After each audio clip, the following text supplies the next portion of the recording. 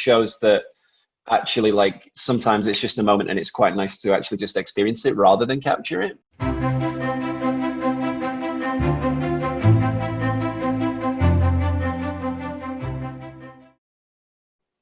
Hey, Wiki Hunters. Good morning and welcome to the Art of Photography podcast. Sorry, it's too early for myself. But yeah, today we have some really exciting guests here. It's Will, and Will flew all the way from England. Is that right? That's where. That's right. Fantastic. And yeah, he's a passionate landscape lifestyle and adventure photographer, and one of the things that he loves is to go out, especially during winter. Obviously you can't ski on the summer, but yeah, go out during winter and actually take all his camera and gear to capture those wicked moments and adventures. So all right, well, welcome, Will. How you doing today? I'm good, thanks, Dan. How you doing? Yeah, thanks doing for having well. me on. Thanks. Yeah, so yeah, today we're gonna talk about the election a little bit. No, I'm just kidding. Yeah, when you say that, I thought it might be a good way to start. But yeah, man, like I just want to talk to you about like photography a little bit, and how did you actually fall in love with photography?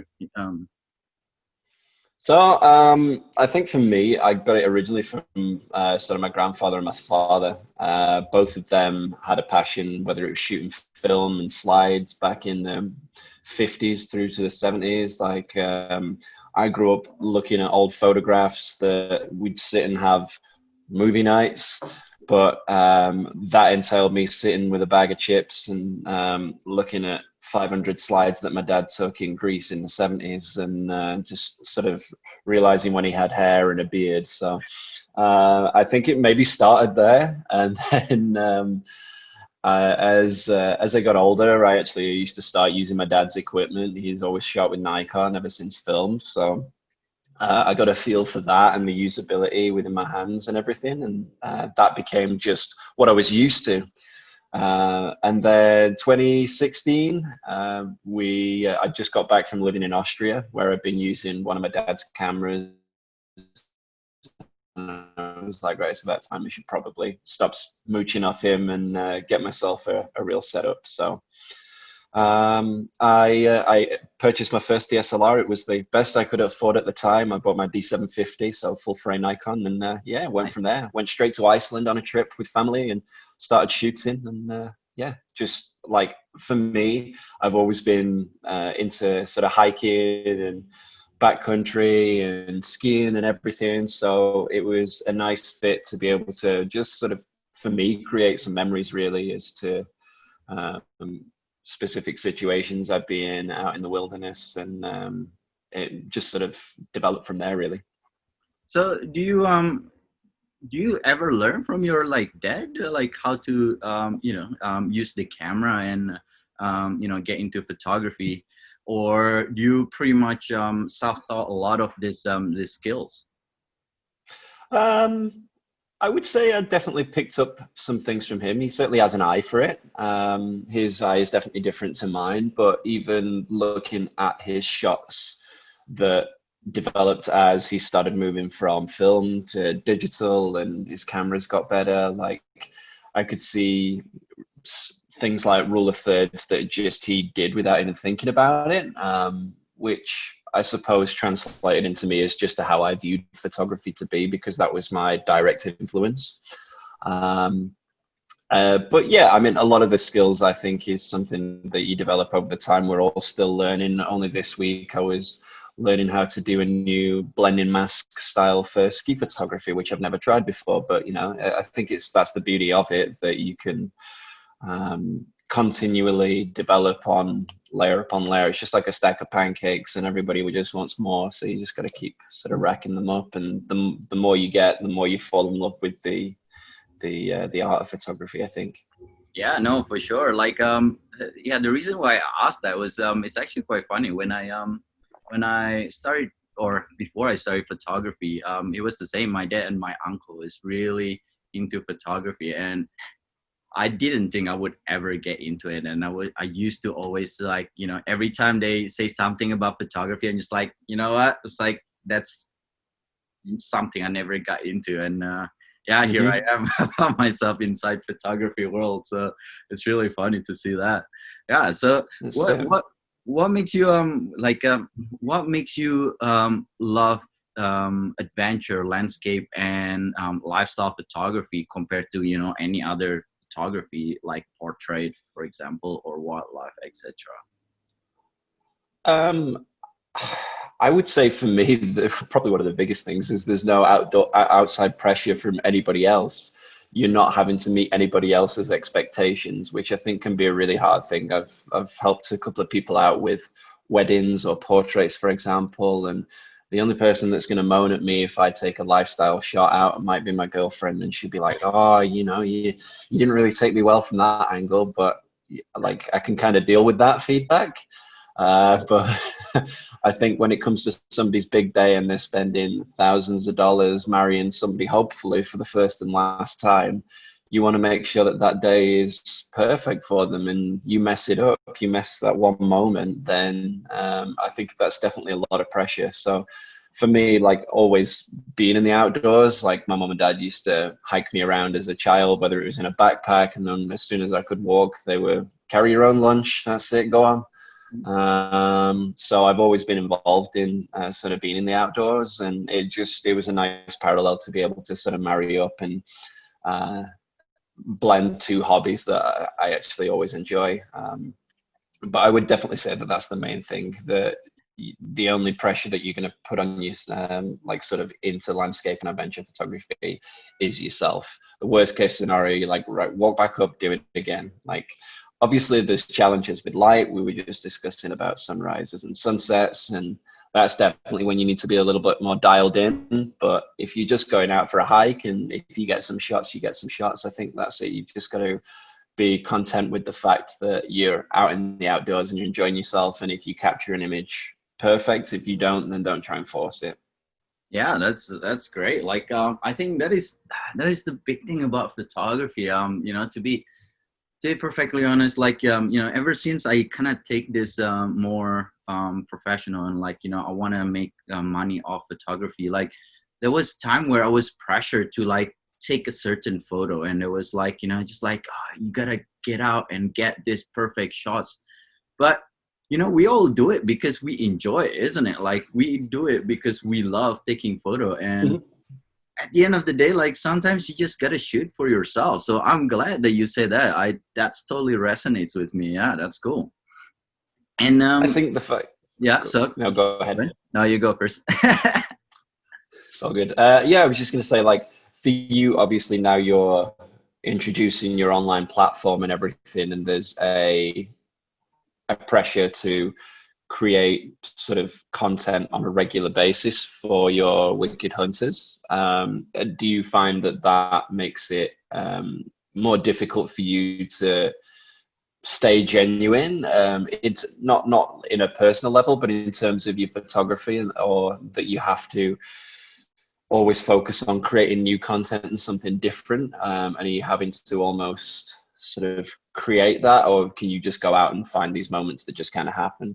Well, actually, like, it's very interesting that you mentioned that. It's actually a bit of both, because you know, like, to begin with, it was like, it's kind of like I said, like, sometimes I have that pressure to create something just so dramatic, or something that's, you know, like the things that you know, that might go viral or stuff like that.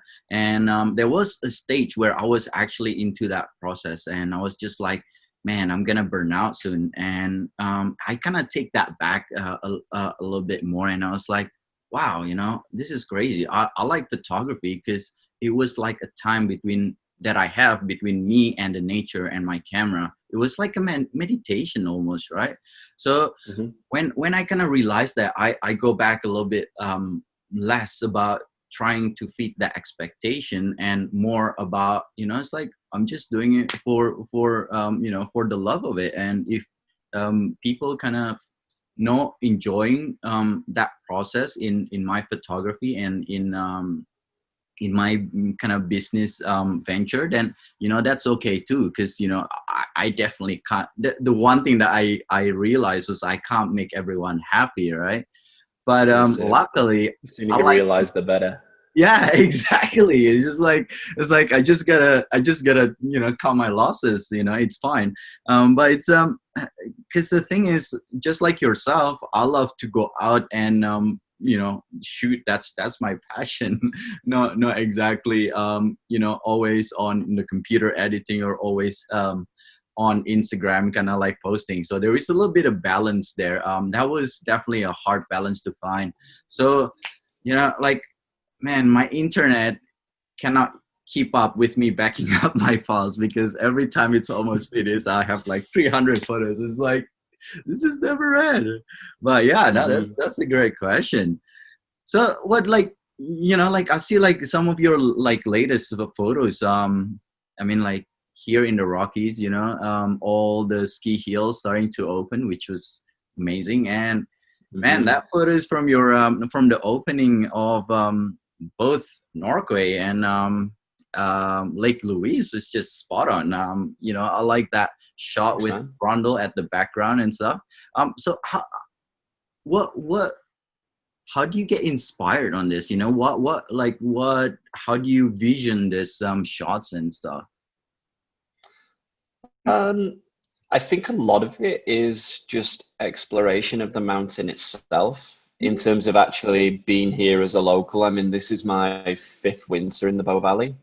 I was lucky enough to get my permanent residency a couple of years ago. So, from that perspective, actually going out and being present on the hills, skiing the same run, but multiple times throughout the season, you're going to see changes in light. You're going to ski the line differently because of the people that are on the hill. So they're going to force you to move in different ways. And as a result, you just spot different things. I was on the chair at Norquay yesterday afternoon, and I noticed that around 2 p.m. there's a really nice shadow that's cast over parts of the valley from Sulphur Mountain and the valley that runs between Sulphur and Rundle, and the way in which that sort of casts this golden light into the valley, and it lights up the Fairmont Banff Springs. And because we're not frozen yet here, as the temperatures have gone a bit higher, the river's still beautiful and turquoise. So it was just something that I spotted, and it was the briefest of moments because of the way in which the chair was moving versus the landscape passing me. And the shot, I would have needed maybe a second and a half to shoot it. And I had my long lens out ready to try and capture that particular image that I'd seen. And it had already gone by the time I was set up with my camera. So I rode down, got back on the chair to do it again. And by the time I was ready and in position, the shadow had moved. So it just shows that actually, like, sometimes it's just a moment, and it's quite nice to actually just experience it rather than capture it. But it also shows how changeable the environment is, and how I think your photography depends on like sort of a portion of luck as well, in sort of just getting the right particular conditions and being in the right place at the right time. But back to your point, sorry, I digressed there a little bit.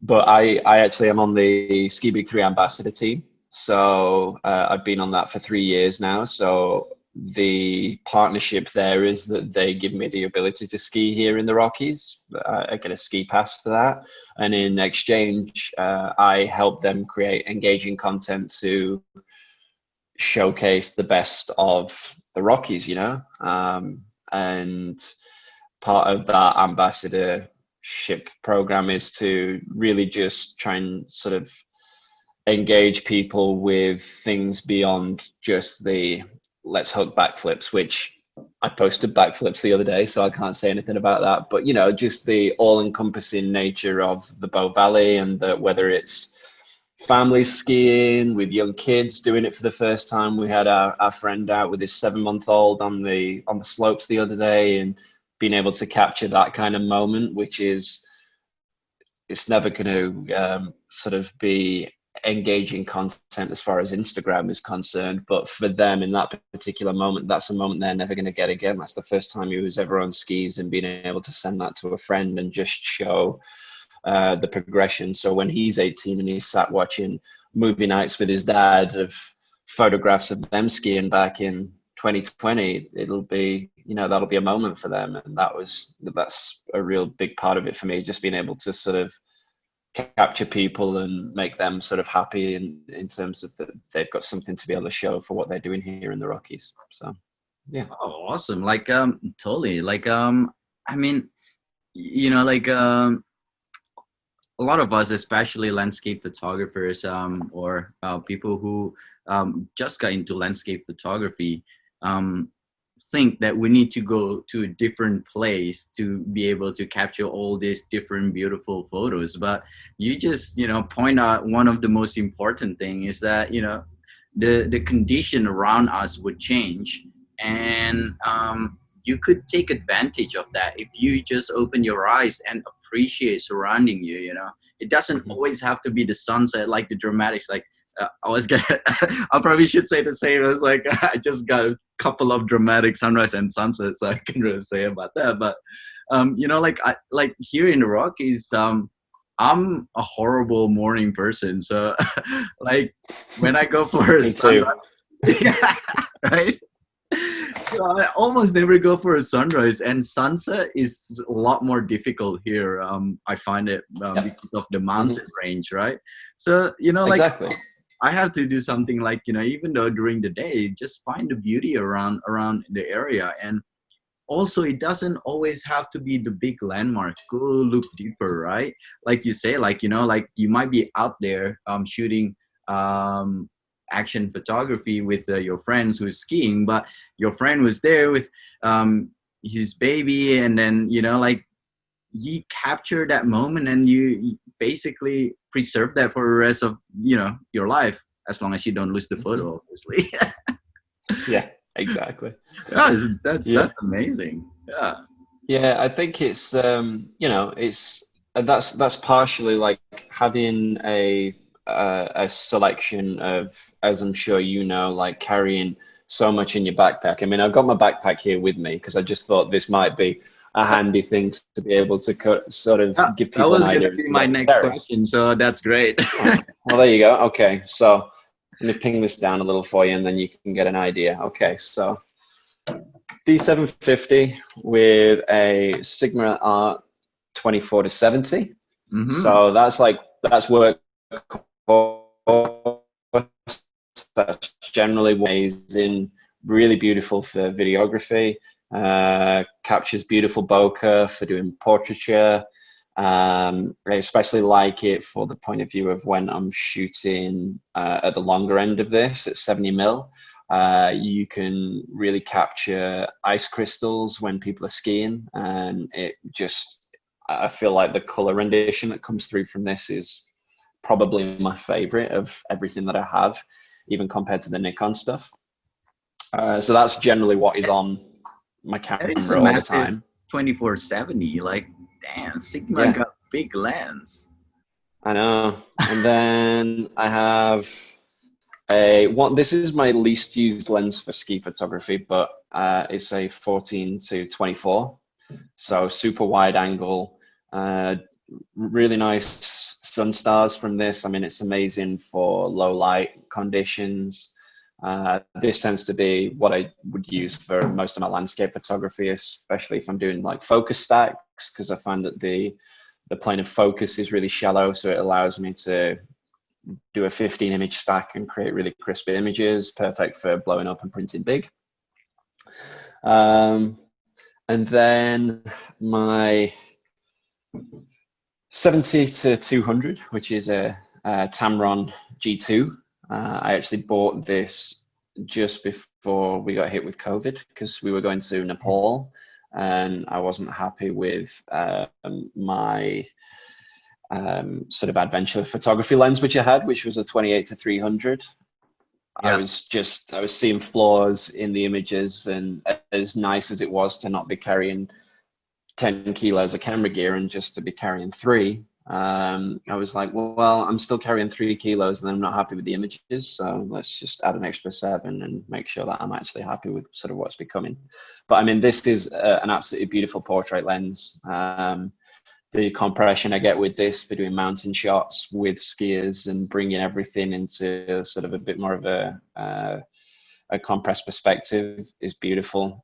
Again, I would say that I prefer the colors that come out of this compared to the Nikon range, as much as this is sort of one of the flagship Nikon lenses. I actually prefer the Tamron for that. So yeah, that's what I carry with me for an average day skiing, along with probably 10 batteries because it's cold, especially in Alberta. So you actually carry all those, just like when you go, like, geez.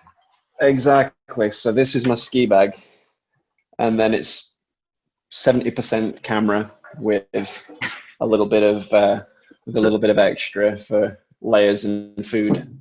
I was gonna say, so what? How big is your pack when you go backcountry? So I mean, this one's a 42 liter. So I would still carry those 3 with me. And then, yeah, I mean, by the time you've chucked all your avalanche gear and your first aid and Exactly. Extra layers and stuff, I mean, it's probably 15 to 20 kilos. So it's a heavy pack. Yeah. But yeah, I mean, I'm definitely not somebody that's going touring and doing 3,000 meters vertical every day. Mm-hmm. Yeah, I'm not that crazy. But if I was to be doing a trip like that, then I'd definitely be sort of slimming down on what I was taking with me. But for the moment, this is manageable. I'd say my back might have other ideas about that when I get home at the end of a long day. But that is crazy. Like, to carry that every time you go out and skiing, like especially in a resort. Most people don't even want to carry a small backpack, let alone that big of backpack. So, yeah, that's amazing to, like, that your passion is there so much that you push you to take that extra step to carry all that gear. Usually when I go skiing, if I do take like my camera, I'll probably take one less, probably either the 24-70 or the 70-100. I was like, which day it is today, and then cut my. Which I also like. I do agree with you. I also like doing, because that forces you to look at the landscape differently as well. You take one lens out with you, especially a 72-200, for example, and that's going to really change your perspective as to what you're looking for, and you are more selective about trying to shoot a particular image because you work with that focal length. But yeah, I definitely think that is a nice thing to do sometimes, and there will be days where I'll just take out one specific lens, but more often than not, I'm always worried about, oh, well, what if I get all the way there and then the conditions are good for this particular. So I've always been an overpacker, whether it's ski photography or whether it's going on holiday. I'm that guy with 3 bags because you never know. That's really funny because I'm the same. It's better to suffer, have your bag suffer with all the weights compared to being up there and have that perfect condition but don't have the lens for it. Is that how you feel? Yeah. Well, there's been days where I've hiked and then I've done, like, I don't know, we'll do like a peak in Kananaskis. We might do Tent Ridge for sunset, and they get all the way up there. I've driven an hour and a half from Banff, and then it's taken me an hour and a half to hike up to the back of the horseshoe. I'm up there, lights looking good, and I'm like, I really should have brought my tripod. Why did I not bring my tripod? It's down in the van. I drove all the way out here. Why didn't I bring it? Because I was feeling fat, and I was like, oh, I'll bring an extra sandwich instead of the tripod. And I should have just eaten the sandwich and then brought the tripod with the fuel that I had just eaten. But there you go. So there's definitely been situations where I've regretted not bringing something with me. So I think learning from that is, you just pack yourself up and just suck it up, buttercup. That's awesome. Yeah, like that was gonna be my my next question was like, where's your motivation in that? But yeah, thanks for sharing that. That's amazing. It's definitely hard work for your back when you carry that much gear on your back. It is, yeah, especially when you makes this. It makes the summit sandwich all that much tastier though when you get there, and then you're like, okay, that's it. And for some reason, so my girlfriend's a vegetarian, and I've always enjoyed meat. But yeah, we it seems to be nowadays where it's just like cheese and cucumber sandwiches, and I get to the top, and I'm all the way up. I've been thinking, God, why am I just like doing this for a cheese and cucumber sandwich? Like, I must be mad. And then you get up there, and honestly, it's the tastiest thing. So cheese and cucumber, folks. Yeah, it's really funny when you go up hiking, the things that you like and the things that you don't like just totally change. That definition just totally change. Yeah, once you hike up all that, elevation gain and kilometers, you just go, oh, this is really, really nice.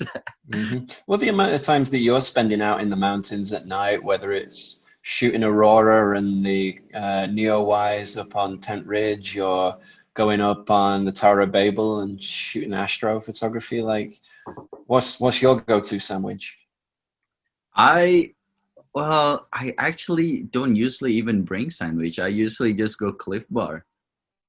Cliff Bar. Oh, you see, I used to love Cliff Bars, and nowadays I'm just like, I don't know. Like, I think if somebody paid me to eat Cliff Bars from the amount that I've eaten over the past few years, I'm just like, nah, I'm okay. To tell you the truth, I don't like Cliff Bars. But like you say, when I'm hiking up, it's tasty. Like, it's a means to an end. Rice, yeah, that's it. Like, I usually have those Rice crispy thing, snack, like snack pack. Yeah. That thing is really nice. Like, especially when you get the caramel one or the chocolate one. Oh, I'm with you. Yeah. So nice. So I would go with the Cliff Bar, right? And then, like, have the rice as like the dessert. Just a sweet treat at the end. To kind of wash it all up. But yeah, like, oh man, that's awesome. Thanks a lot for like sharing your your passion and your journey in photography. But look, one last question that I want to ask you, since here we're talking about action photography, what will be, if there is one thing you could give in terms of advice for someone who want to do a bit more of this, right? One thing that would give them the biggest benefit, whether or not it's how to look or how to use your camera, what would it be? So I'm going to try and address this to specifically people that can shoot in manual mode, just from the point of view that I think that that's probably going to encompass most of your listeners. Yeah, for sure. Is have a really good understanding of the exposure triangle. I think that's the base foundation for being able to think on the spot quickly, because action photography things happen so fast. You've got somebody skiing at you at 90 miles an hour, 160 Ks an hour. We'll do it North American for you. It's coming out of me. But having that basic understanding of how to balance things, and then knowing what is your priority in that situation. Do you want a blur motion to create a sense of movement within the image? Do you want a freeze motion?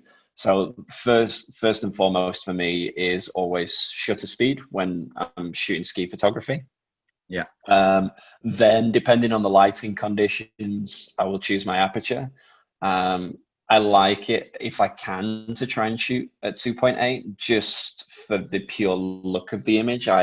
For me, in my eye, I really like that separation within an image for the bokeh and the drawing, especially if I'm laid on a ski slope and my belly's on the snow and I'm trying to sort of create some depth to draw you into the image. I like an out of focus foreground to focus more on the subject and give that sense of scale. And then my ISO will always try to be at 100 just to sort of minimize any extra sort of pixelation within there and try and sort of keep the image as crisp as possible. So for me, yeah, if you can learn that exposure triangle and you can understand it, then you're not going to go wrong. But that translates to so many different styles of photography as well. But I think it's a real core understanding that'll make you better, because it just allows you to think on the spot in situations and and create better images as a result, and create the image that you picture in your head, and you can actually translate that into an image versus trying to shoot it but it not coming out as you necessarily hoped, which still happens a lot. Yeah. I know exactly what you mean. We are not experts. I was trying to shoot a skier yesterday at Norquay, and the amount of times he came down, and I was we weren't in a shoot together. He was just skiing very well. He was a ski instructor there, and I would try and shoot him as I was passing, but because there was zero communication between us, he wasn't skiing in a particular line that I would want him to, and he would pass me differently every time. But his form and everything was great. So if I could actually physically capture the image of him, it would have been great. But the communication there is also key. So I think that's having, for action photography, whether it be hiking, skiing, snowboarding, whatever, so having a good set of people around you that are willing to take the time to sort of listen to you harp on about turn where I throw the snowball, because it certainly takes commitment and a lot of patience from them as well, and it might be 3 laps before you get the image you actually want to create. So yeah, exposure triangle, folks. Well, there you go. Well, like, thanks a lot for sharing that. I think, yeah, you're absolutely right. Social media have this way of kind of giving you a false impression that photo is the only photo that you take, that you get it straight away. I mean, I've shot over 150,000 photos. I know, because my my backup keep reminding me, and I got like 50,000 left. It's like, thanks. And like it's like you say, like the other day I was shooting the moon, and the first thing I was shot, it is just like, what is this? It's just overexposed and all that stuff. And then I had to actually think back. It's like, okay, what was the go back to the exposure triangle. How do I make this right, and how do I fix that? And I think you're absolutely right, especially when you're shooting action photography, because you only have that split second, right? Once you miss that split second, you kind of just miss the whole moment. So I mean, the best part about it is if you're skiing with somebody that you can be like, right, take your skis off, walk back up, do it again, and they hate you by the end of the day. But yeah, I mean, I'm always shooting on sort of like high shutter mode, where I'm shooting 7 frames a second or whatever, because that's what the D750 will do. And still, like, I might miss a particular moment, especially if I'm shooting with manual mode versus so for focus versus trying to use like sort of focus tracking, because focus tracking really also depends on how fast that ski is going. If you've got a nice cruisy skier, it'll work perfectly. If you've got somebody blasting past you at 160 k's an hour, then yeah, you're very lucky if you get one. So that's when I'll generally opt for manual mode, and then you pick a spot, you hope that they're going to turn there, and then they don't, and it's like, okay, well, we didn't get the image, and we shot 200 frames trying to do it. So I suppose there's a lot that goes on behind the scenes that everybody doesn't necessarily understand with the post-processing side of it, but trying to just keep it as real as you can, I think, avoids that pull of, you mentioned Instagram and other forms of social media, and trying to avoid getting pulled down that dark hole where you're creating for other people's enjoyment versus actually just creating what you want to do for yourself. Because I think if you do that and people like it, it's a lot more genuine than it is using Photoshop and sky replacement to just make everything the biggest sunset you've ever seen. So. Yeah, no, that's true. I mean, like, we do photography for ourselves. We start doing photography for ourselves because we like it. We like the feeling. And then all of a sudden, along the line, it's so easy to lost that way, right? So yeah, it's good that you mentioned that. All right. Well, thanks a lot, Will, for joining me on this podcast. Well, if people want to find you, where do they find you? Where's the best place to find you? Probably on at one of the ski hills. But, which one? No, that's not. Here in the Rockies, there's like so many of them. There are. No, so for my sins, my Instagram is at WJLphoto, or you can just search for Will Lambert and you'll find my face. It's And then on Facebook, I do have a Facebook page, which tends to be more of my landscape photography style. And that's Will Lambert Photography, as is my website, willlambertphotography.com. I've got some interesting stuff coming up on there in the pipeline in November, which is sort of going back to the roots of our hiking trip in Nepal that we did this March before we had to flee the country for COVID. So if you fancy an interesting read on a snowy day, then yeah, get onto my website and there'll be a Nepal blog going up there relatively soon. Wow, so you actually went to Nepal. You actually Yeah, oh wow, I thought we you were didn't go in.